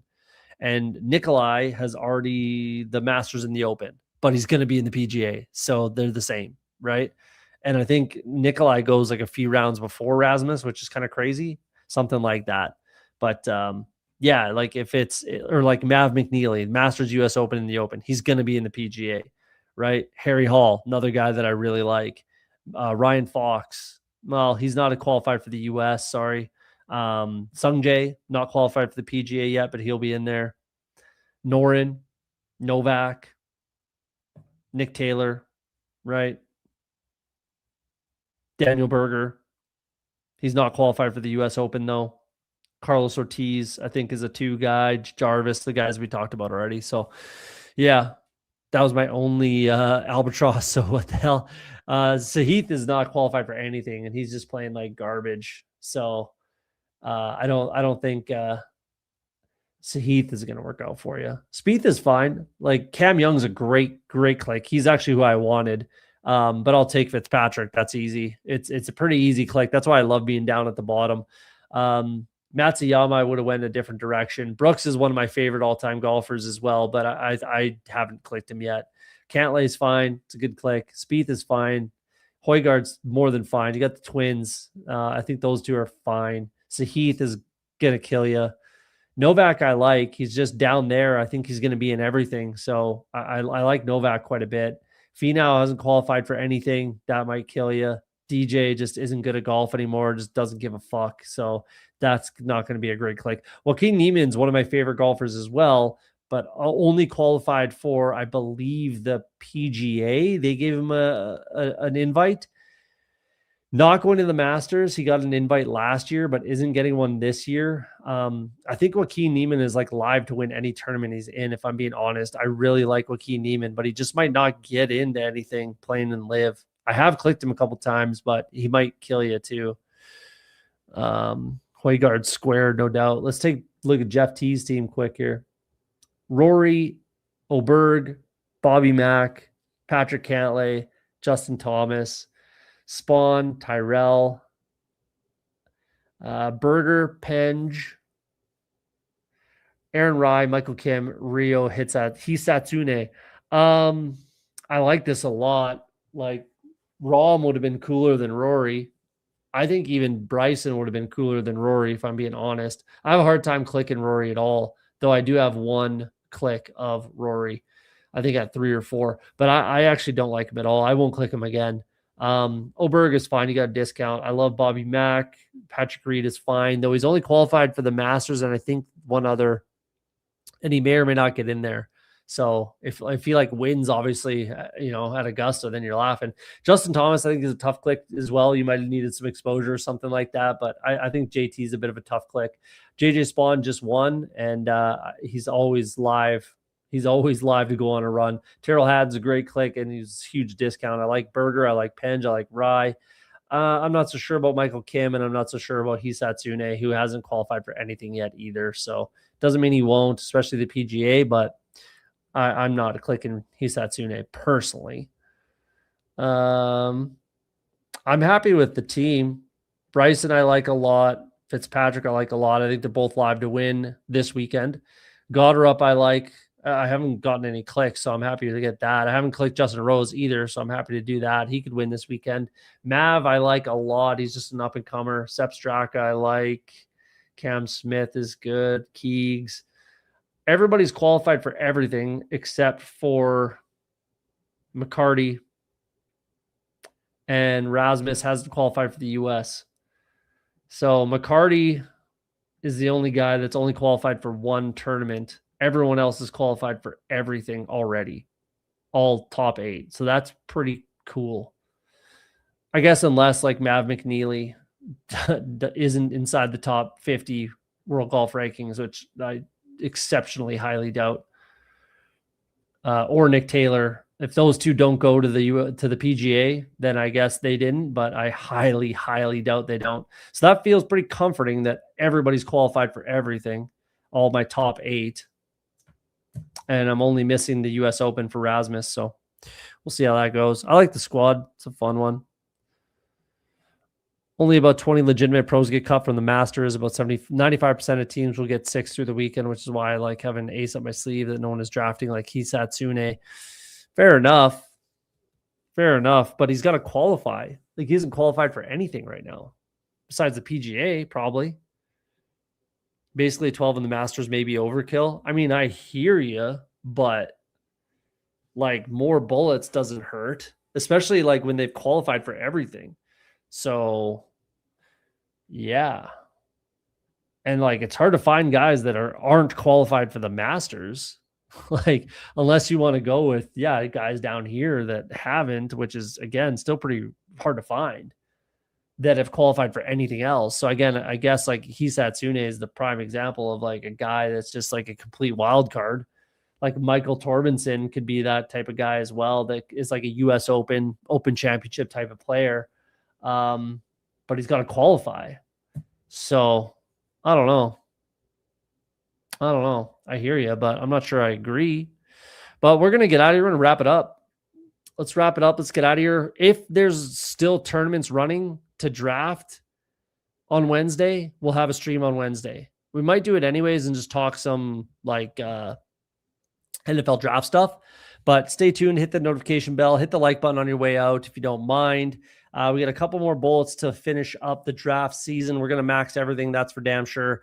But we're going to get out of here for the night. Like I was saying, off the Schneid, if you're afraid to be wrong, you'll never be right. Hopefully tonight we win the Albatross.